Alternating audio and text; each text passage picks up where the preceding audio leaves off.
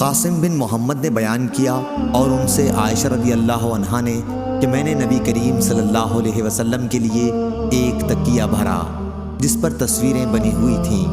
وہ ایسا ہو گیا جیسے نقشی تکیہ ہوتا ہے۔ پھر حضرت صلی اللہ علیہ وسلم تشریف لائے تو دروازے پر کھڑے ہو گئے اور آپ کے چہرے کا رنگ بدلنے لگا۔ میں نے عرض کیا یا رسول اللہ صلی اللہ علیہ وسلم، ہم سے کیا غلطی ہوئی؟ حضرت صلی اللہ علیہ وسلم نے فرمایا کہ یہ تکیہ کیسا ہے؟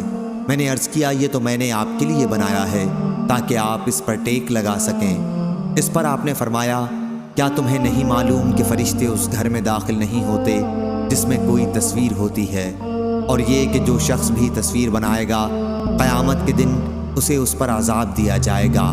اس سے کہا جائے گا کہ جس کی مورت تو نے بنائی اب اسے زندہ بھی کر کے دکھا۔ صحیح بخاری حدیث نمبر 3224۔